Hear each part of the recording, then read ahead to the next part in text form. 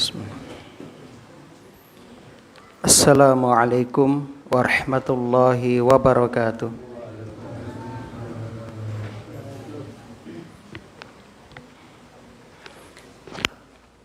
Innal hamdalillah nahmaduhu wa nasta'inuhu wa nastaghfiruh wa na'udzu billahi min syururi anfusina wa sayyiati a'malina.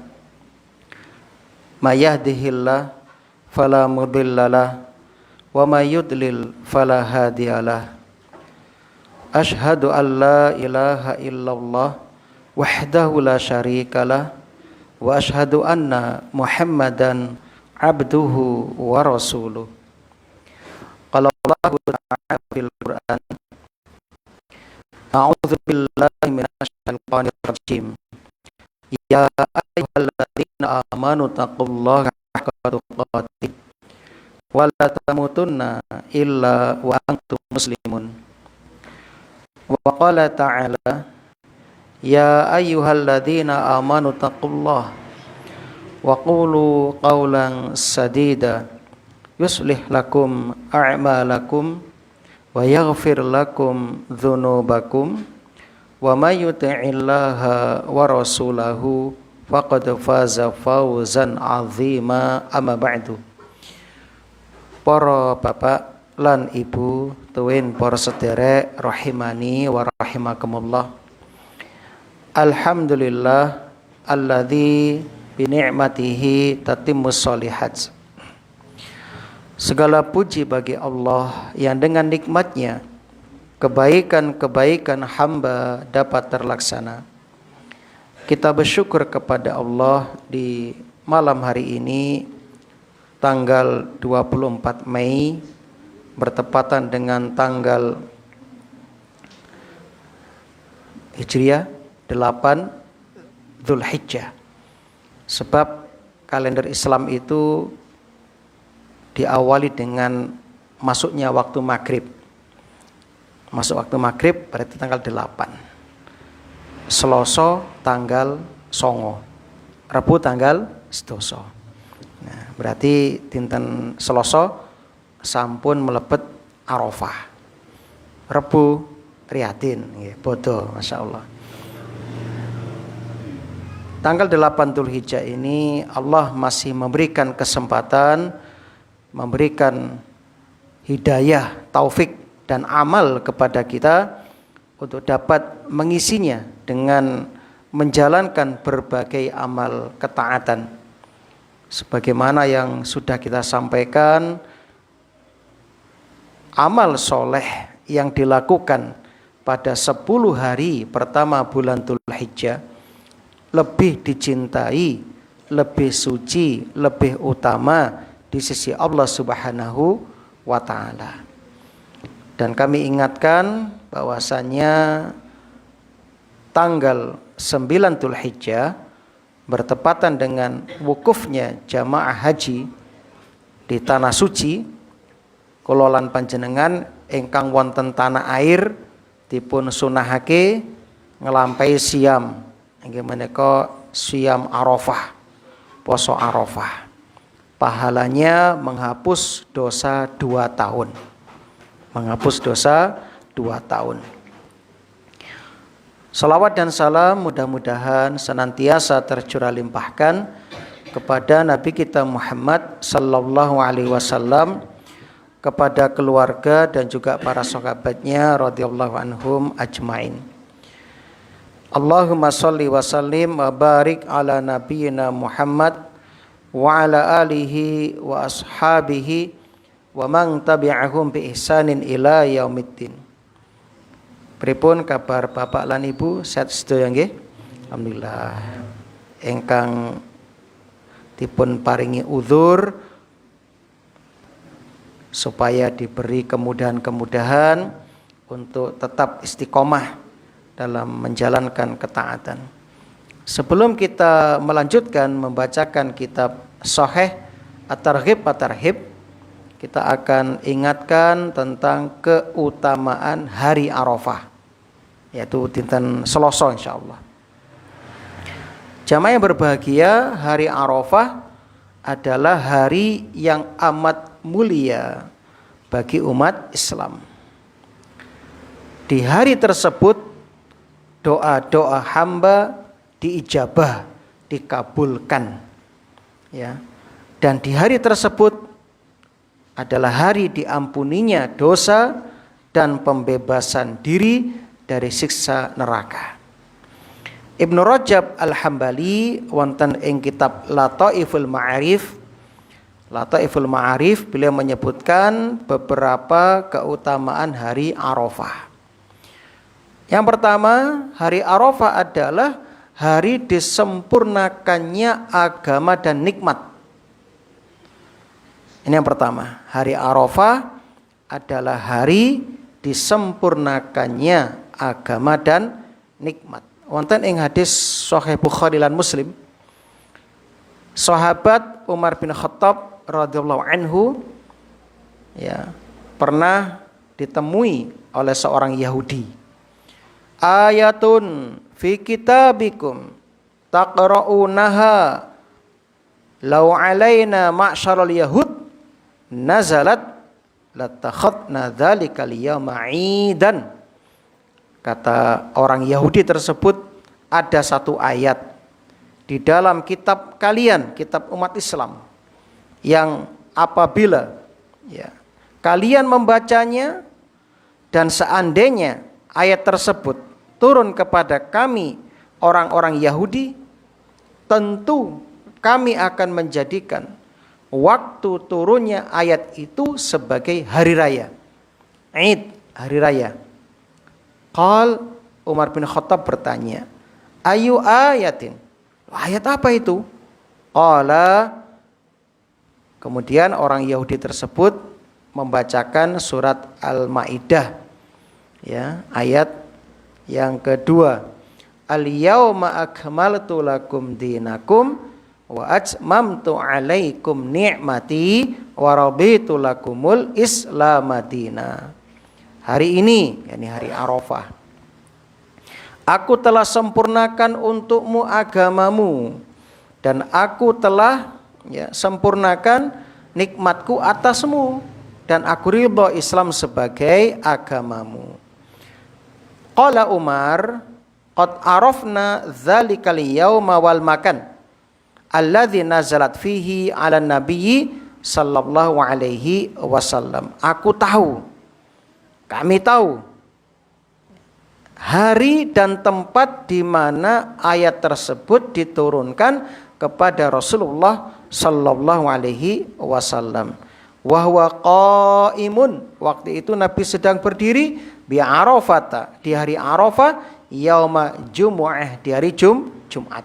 Rawahu Al-Bukhari nomor 45 dan Muslim nomor 3017. Masya Allah, ini yang pertama. Jadi hari Arafah, hari disempurnakan agama dan nikmat. Yang kedua, kata Ibnu Rajab Al-Hambali, hari Arafah adalah hari Id, perayaan kaum muslimin. Ya, perayaan kaum muslimin. Seperti dalam surat Al-Maidah ayat 3 tadi ya. Tadi ada kesalahan ayat 3. Ya, itu jamaah yang berbahagia. Dan ini adalah hari Id bagi orang yang sedang wukuf di Arafah. Sedangkan bagi yang tidak wukuf dianjurkan untuk berpuasa sunnah menurut jumhur para ulama. Yang ketiga, hari Arafah adalah asy-syaf'u, penggenap, yang mana Allah bersumpah dengan hari itu. Ya, sedangkan Idul Adha adalah al-watru, ganjil. Dalam surat Al-Fajr ayat 3, wasyaf'i wal watri. Wasyaf'i demi yang genap, wal watri dan yang ganjil. Kata Imam Ibnu Jauzi dalam tafsir Zadul Masir, beliau menjelaskan al-watru adalah hari Arafah, ya, asyaf'u adalah hari nahar, itu Idul Adha. Ini pendapat Ibnu Abbas dan ini yang tepat ya. Jadi asyaf'u itu tanggal 9, wal watru itu tanggal 10.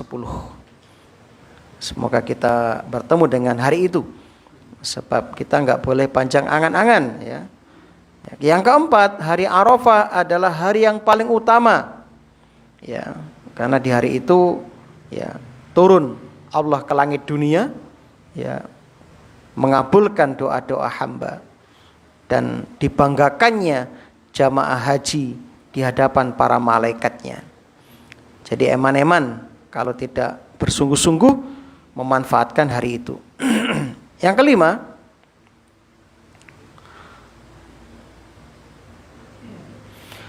hari Arafah menurut sekelompok ulama rumiyin adalah hari haji akbar. Hari haji akbar ya. Sebagaimana kata Rasul, al-hajju Arafah. Haji itu ya Arafah, maksudnya apa? Puncak ibadah haji adalah Arafah. Wukuf di padang Arafah. Yang berikutnya, puasa Arafah itu menghapus dosa 2 tahun. Ada yang berusaha untuk menggali ya, alasan kenapa kok bisa menghapus dosa 2 tahun. Ya, kata sebagian ulama, karena hari Arafah itu terkumpul di dalamnya, yang pertama diawali dengan bulan haram Dzulqa'dah, lalu Dzulhijjah, lalu setelahnya Al-Muharram.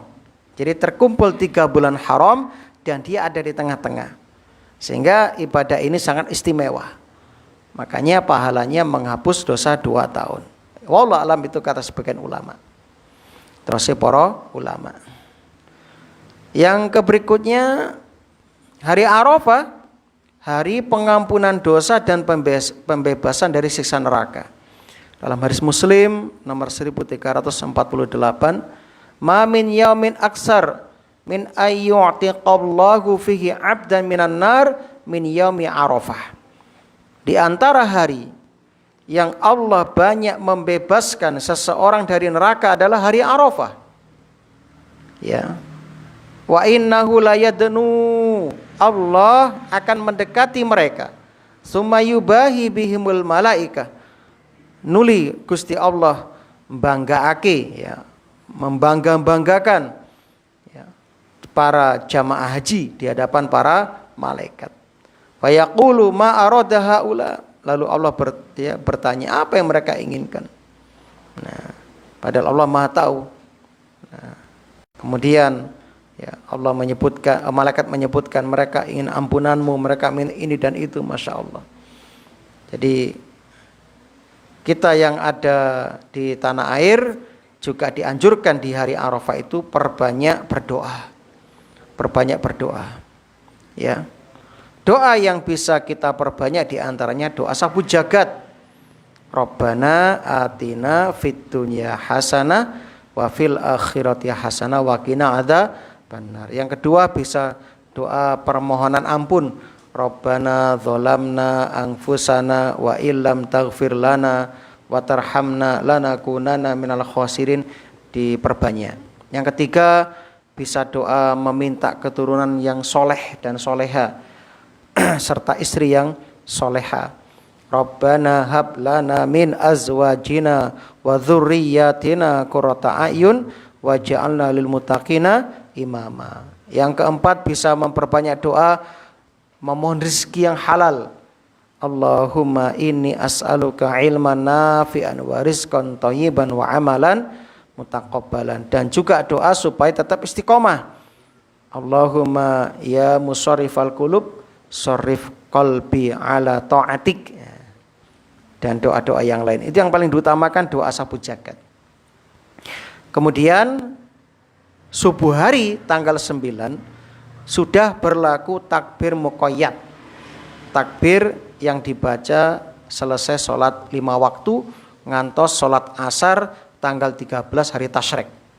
Jadi setelah sholat assalamualaikum sejak tanggal 9 ya, subuh hari kita sudah dianjurkan takbiran Allahu Akbar, la ilaha illallah, wallahu akbar, saat terusipun. Nah, kalau takbir mutlak sudah sejak tanggal 1 Dzulhijjah kita sudah dianjurkan takbir sebagaimana sudah kita jelaskan panjang lebar. Nah, makaten jamaah sebagai ya pengiling ya, sebagai pengingat ya, mudah-mudahan Allah Subhanahu wa taala mengampuni dosa-dosa kita, memberikan hidayah taufik kepada kita untuk terus memperbaharui taubat-taubat kita dan meninggal di atas husnul khatimah. Amin ya rabbal alamin.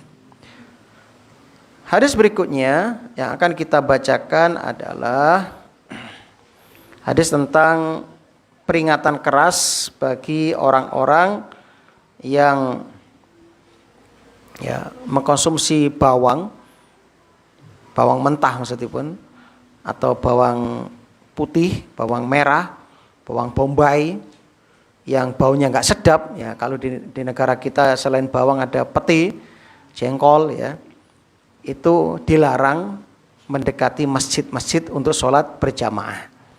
Nah, sampai baunya hilang. Nah, begitu. Nah, kalau sudah hilang baunya, ya seperti dimasak, ya nggak ada masalah. Monggo, bukan masalah. Sepenting jenengan ingkang langkung paham. Nah, nanti dicium dulu, misalnya, wes gak mampu, ya, sudah aman, bisa berangkat ke masjid jamaah atau ke musola. Tapi kalau masih bau, ya harus sabar, ditahan sampai hilang baunya. Nah, sebab para sahabat itu kebiasaannya mengkonsumsi bawang mentah, ya, bawang putih mentah. Memang secara kesehatan luar biasa. 1 siung bawang setiap hari jenengan konsumsi selama 14 hari itu bisa menyehatkan jantung, menormalkan kolesterol, menormalkan darah, tapi ya resikonya baunya memang. Nah, nang keringetnya paling ya mampu ya. Tapi nggih sabar. Nah, itu bisa buat untuk obat. Itu bawang putih mentah setiap hari 1 siung.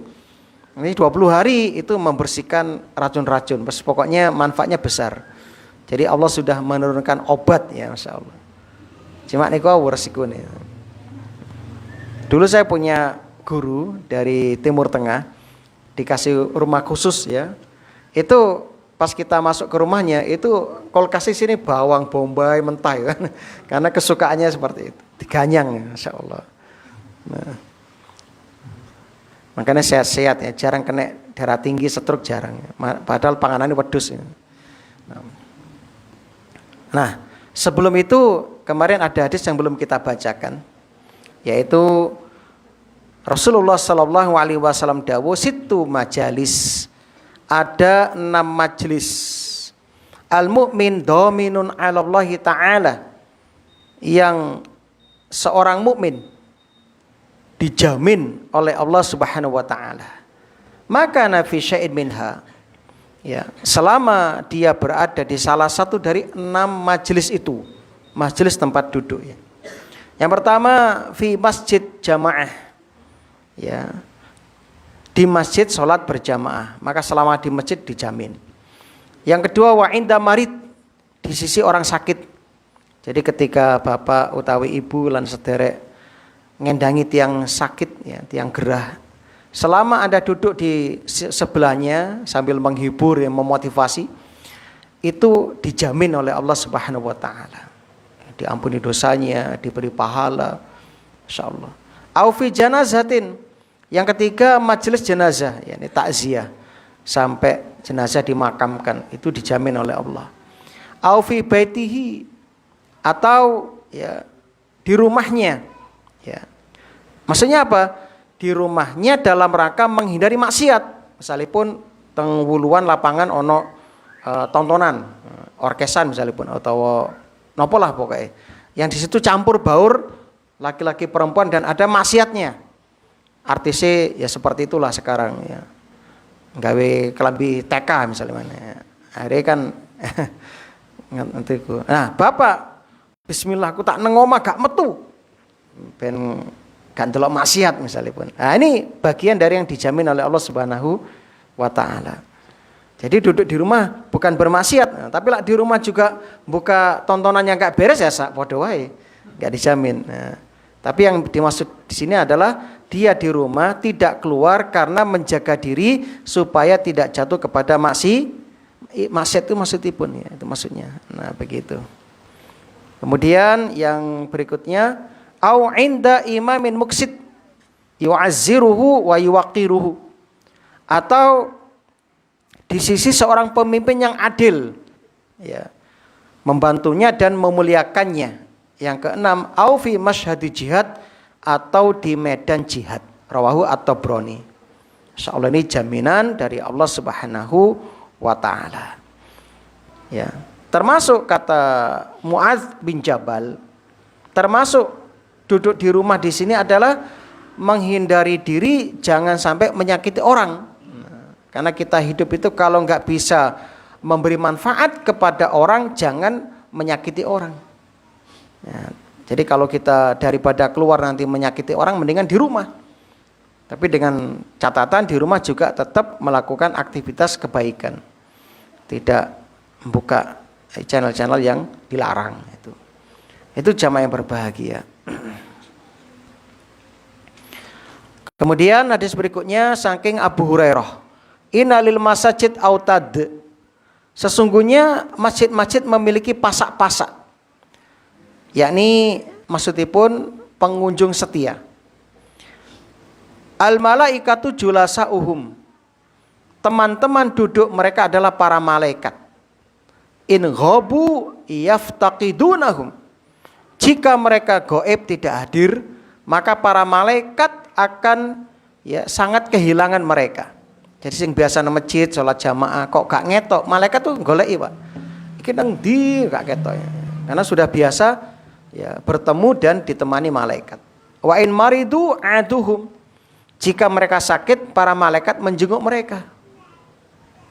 Wa in kanu fi hajatin a'anuhum, jika mereka dalam suatu hajat keperluan, malaikat akan membantu mereka.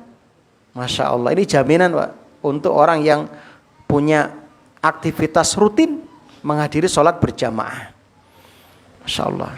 Jalisul masjid ala salasi khisol, teman setia masjid berada dalam 3 perkara. Yang pertama akhin mustafad, saudara yang memberi manfaat. Yang kedua kalimatin hikmah, kata-kata bijak. Yang ketiga au rahmatin muntazoroh, rahmat yang dinantikan. Intinya orang yang rajin mendatangi sholat jamaah di masjid mendapatkan banyak keutamaan, menjadi temannya malaikat dan akan mendapat pertolongannya malaikat. Karena masjid tempatnya malaikat, termasuk musola yang kita tempati juga tempatnya malaikat, maka jangan menyakiti malaikat. Loh, emangnya ada seseorang yang bisa menyakiti malaikat? Ada. Dengan apa? Dengan bau yang gak sedap. Jadi malaikat itu nggak suka geding dengan bau yang nggak sedap.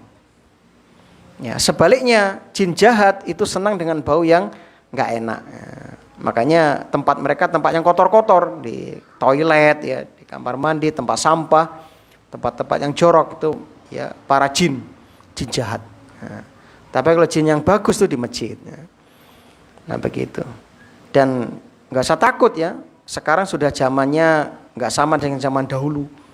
Kalau zaman Bapak Tasik Enem mungkin sering dideni genderuwo jin turu dipindah. Saya kira sudah jinnya sudah jarang seperti itu. Kayaknya nggak ada kejadian sekarang seperti itu, nggak ada. Nah, jadi ketika bapak atau ibu pergi ke masjid memakan bau yang nggak sedap, itu menyakiti malaikat.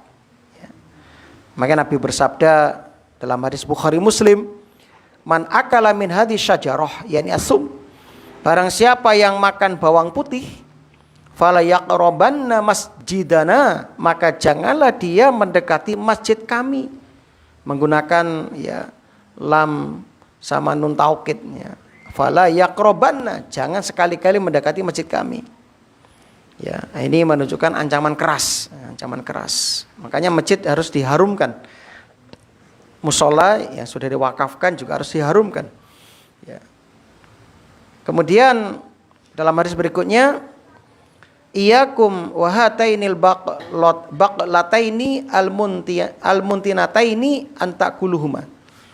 Janganlah kalian makan dua sayur yang berbau busuk.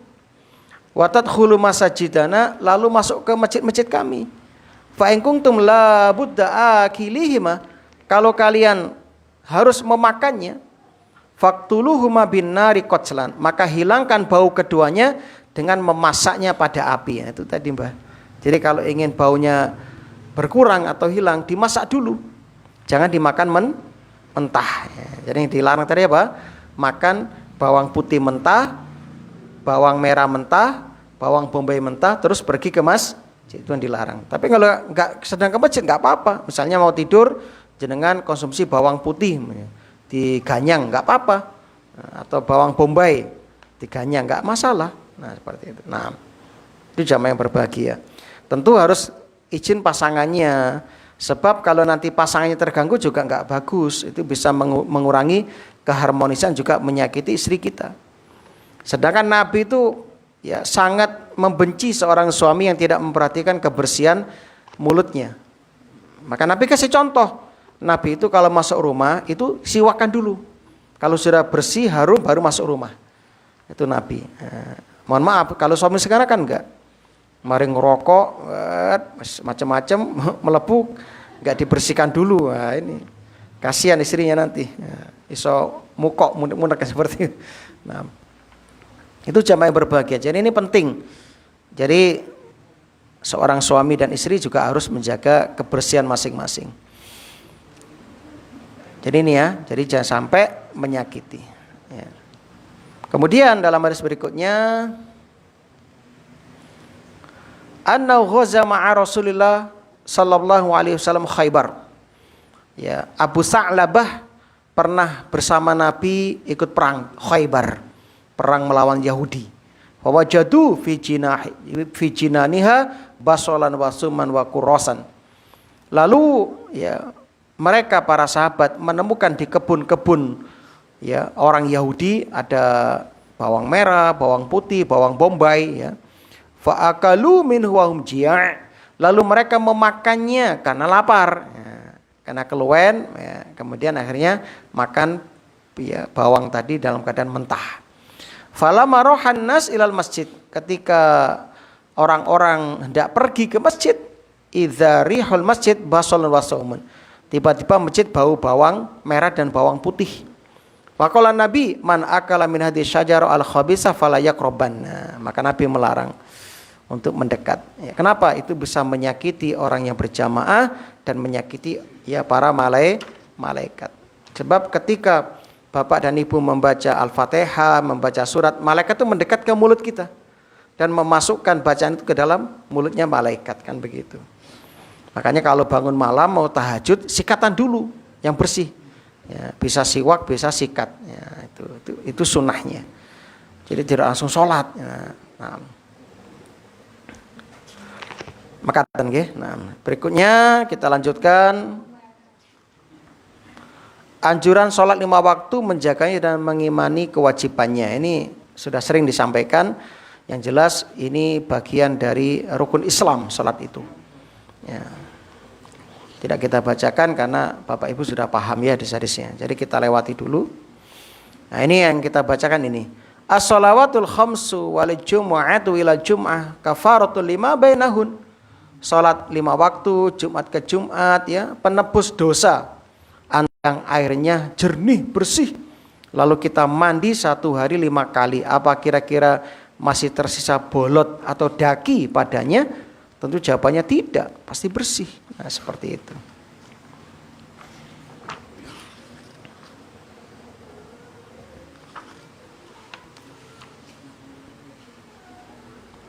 Kemudian tentang langkah-langkahnya sudah sering kita sampaikan. Yang jelas insya Allah sudah tidak asing ya tentang keutamaan-keutamaannya. Kita lanjut. Nah, ini banyak sekali hadisnya. Semuanya mirip-mirip ya, keutamaan mirip.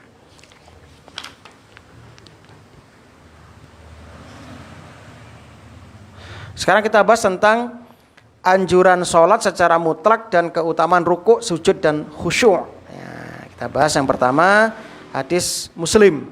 Saking sahabat Malik bin Malik Al-Asy'ari radhiyallahu anhu, dia berkata, Rasul bersabda, at-tuhuru syatrul iman, ya, bersuci itu separuh dari iman.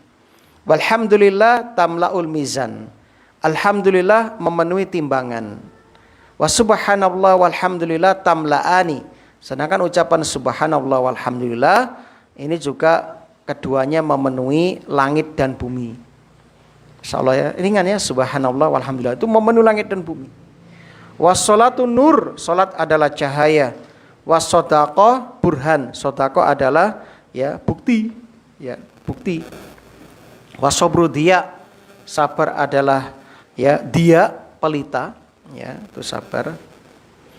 Wal Quran hujjatun laka au alaika, Quran itu akan menjadi pembelamu, penolongmu, atau alaika akan menghujatmu, melawanmu. Nah, ini harus hati-hati. Harus hati-hati. Jadi kalau ingin Quran menjadi penolong kita, ya maka kita harus mengamalkan isi Al-Quran.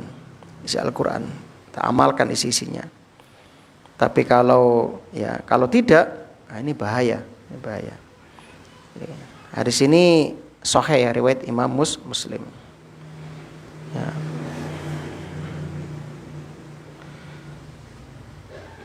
Sebelum kita jelaskan hadis ini, mungkin ada yang mau ditanyakan.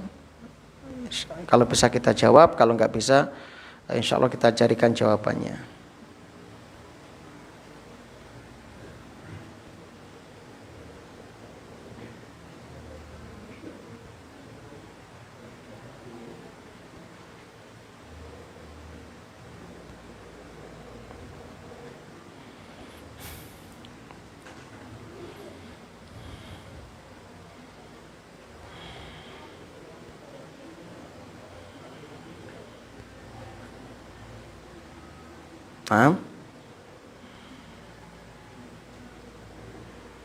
Taib. Sekarang kalau nggak ada kita akan bahas ya. Bismillahirrahmanirrahim. Hadis ini masyhur terkenal wonten ing kitab Arba'in Nawawi. Arba'in Nawawi, Bapak Ibu sudah pernah membaca kitab ini ya. Itu hadis yang ke-23. Hadis yang ke-23. Insyaallah hadis yang ke-23. Kitab Arba'in hadis 23. Yang pertama, Rasulullah sallallahu alaihi wasallam bersabda, at-tuhuru syatrul iman. Bersuci itu adalah ya separuh dari keimanan. Ini yang dari Nabi. Adapun yang tersebar di masyarakat, an-nadzafatu minal iman, kebersihan bagian dari keimanan. Lafal itu bukan hadis, tapi maknanya sesuai dengan hadis. Jadi kalau menyampaikan harus dijelaskan. Ini ucapan para ulama hikmah gitu kan ya. Jadi jangan sampai dikatakan Nabi bersabda an-nadzafatu minal iman. Nah, itu kurang tepat ya, karena itu bukan sabda Nabi. Tapi yang sabda Nabi adalah at-tuhuru syatrul iman ya. At-tuhur bersuci itu separuh dari keimanan. Nah, seperti itu. Ini yang hadis Nabi sallallahu alaihi wasallam. Nah, apa maksudnya? Kaum muslimin rahimani wa rahimakumullah. Di antara maksudnya dijelaskan oleh para ulama ya, ketika menjelaskan hadis ini, at-tuhuru syatrul iman, hadis sahih ini ya, hadis riwayat Muslim. Sebentar ya, tak cek dulu ke kitabnya langsung. Ini dia. Hadis yang ke-23. Nah,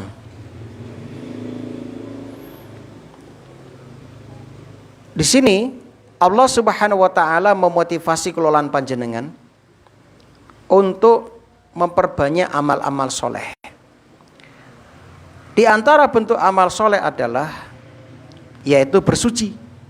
Bersuci. Dan bersuci di sini ada dua bentuk atau dua maksud. Yang pertama,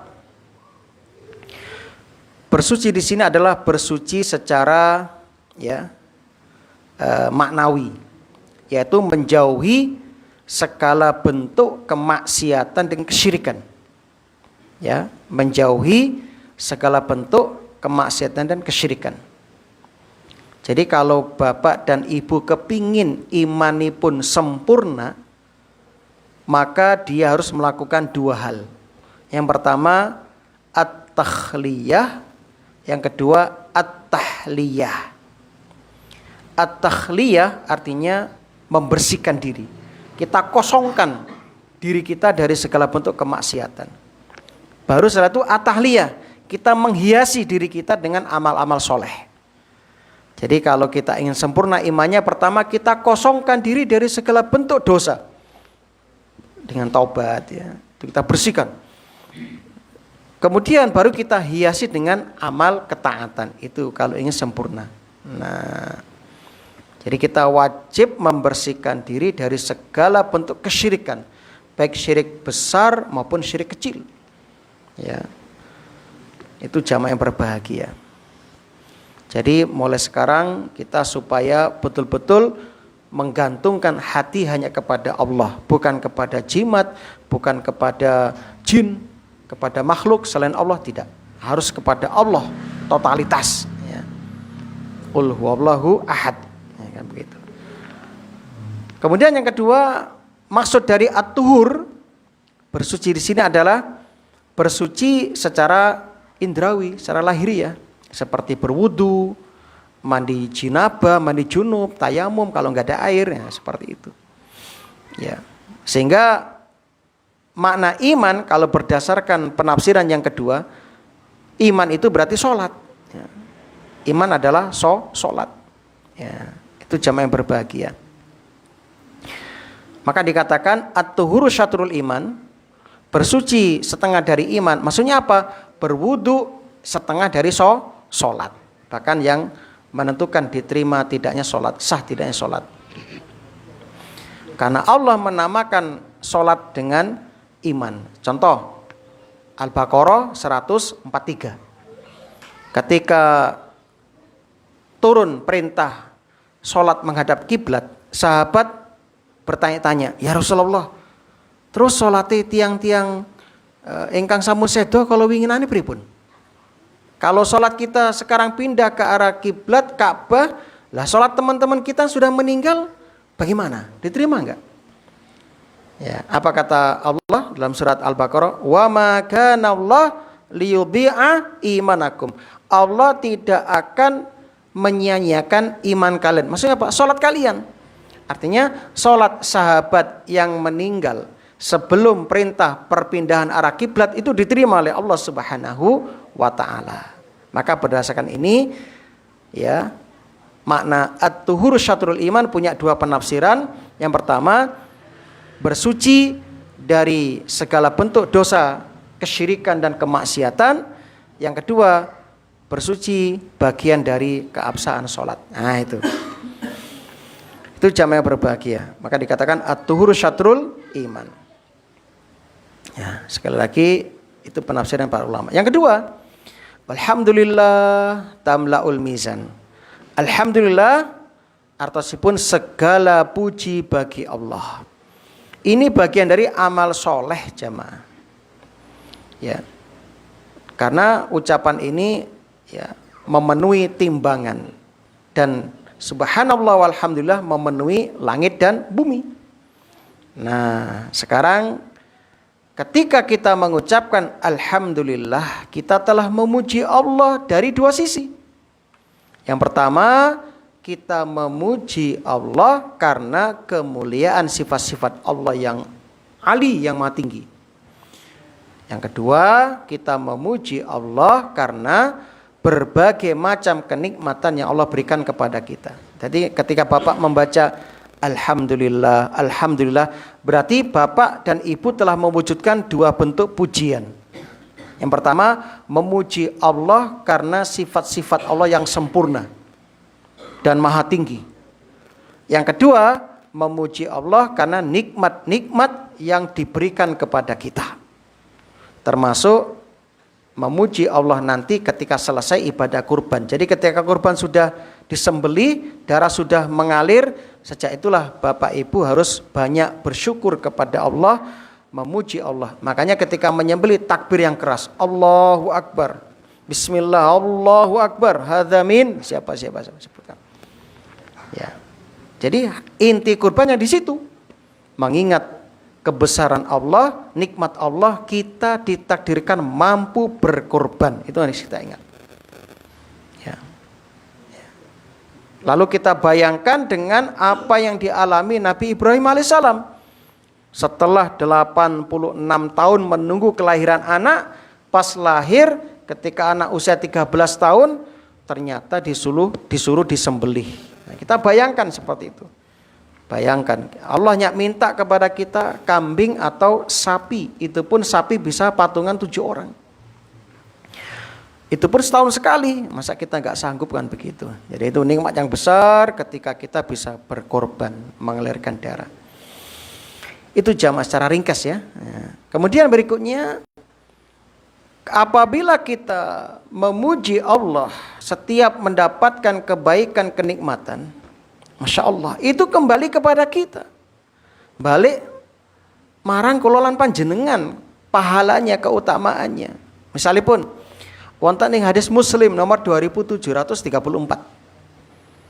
Kanjeng Nabi dawuh, "Innallaha la yarda 'anil 'abdi ayakulal akla fayahmadahu 'alaiha aw yashraba syarba fayahmadahu 'alaiha."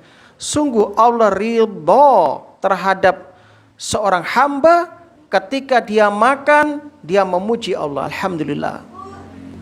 Ketika dia minum, dia memuji Allah, alhamdulillah. Nah, seperti itu. Ya. Bangun tidur juga sama, alhamdulillahilladzi ahyana ba'dama amatana wa ilaihin nusyur. Ya, seperti itu. Jadi setiap melakukan aktivitas supaya baca alhamdulillah. Berikutnya ucapan subhanallah, juga dzikir. Ya, subhanallah juga memenuhi timbangan. Subhanallah walhamdulillah, subhanallah wa bihamdi, memenuhi timbangan. Ya. Ketika tadi mengucapkan alhamdulillah, Bapak telah melakukan 2 pujian. Ketika mengucapkan subhanallah telah mensucikan Allah. Ya. Dari apa? Dari ya, sifat-sifat yang enggak pantas, enggak layak untuk Allah. Itu. Ya, Masya Allah ya. Nah, itu secara ringkas. Yang kedua, ketika membaca subhanallah, Bapak dan Ibu sudah mensucikan Allah ya dari segala kekurangan. Sebab Allah yang maha sempurna. Nah, itu hadirkan sehingga ketika membaca subhanallah, subhanallah, subhanallah, itu bisa khusyuk. Ya, bisa khusyuk. Nah, seperti itu. Kemudian berikutnya di sini dikatakan ya, wassalatu nur. Salat adalah cahaya. Apa maksudnya? Ya. Di sini ada 2 makna para jamaah. Yang pertama, cahaya di sini adalah cahaya secara hakiki. Cahaya secara hakiki. Ya. Sebab apa? Kulolan panjenengan butuh marang cahaya. Kapan? Ketika nanti di alam kubur dan di akhirat. Jadi salat itu adalah cahaya. Siapa saja yang mengerjakan salat akan diberi cahaya ketika di alam kubur dan diberi cahaya ketika di padang mahsyar. Ya. Maka bersyukur Allah memilih jenengan dimudahkan untuk salat, padahal jenengan ya kondisinya Masya Allah capek, lelah, sibuk ya. Di luar sana banyak yang lebih hebat dari jenengan, lebih muda, lebih kaya, waktunya lebih banyak, ya lebih sehat, tapi nggak bisa sholat jamaah banyak, bahkan nggak sholat banyak. Nah, maka jamaah bersyukur ya. Ini sekali lagi nur bisa bermakna cahaya secara hakiki, secara hakiki. Dasarnya banyak. Ya. Di antaranya hadis yang dulu kita sampaikan tentang keutamaan berjalan ke masjid kan begitu. Basyiril masya'ina fi dzulam ilal masajid. Berilah kabar gembira kepada orang-orang yang menuju ke masjid. Bin nuri tam yaumal qiyamah, dengan cahaya yang sempurna kelak pada hari kiamat, dan masih banyak lagi. Yang kedua, cahaya di sini bersifat majas. Artinya apa? Petunjuk. Ya. Jadi orang yang sholat itu akan diberi piteda, diberi hidayah, diberi petunjuk. Itulah sebabnya Allah berfirman, Inna sholata tanha anil fahsya wal munkar. Saya kira ini dulu.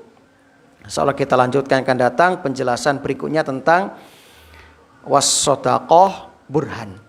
Baik. Sekali lagi saya ucapkan selamat Hari Raya Idul Adha 1447 Hijriah, dan semoga ibadah kurban panjenengan dipuntrami dening Allah Subhanahu wa taala, lan dipun tambahi rezeki pun, dipun lapangaken rezekinya, diluaskan rezekinya, dan yang sudah niat berkorban semoga diberi kelancaran rezeki untuk segera berkorban. Subhanakallahumma wa bihamdika asyhadu an la ilaha illa anta astaghfiruka wa atubu ilaik.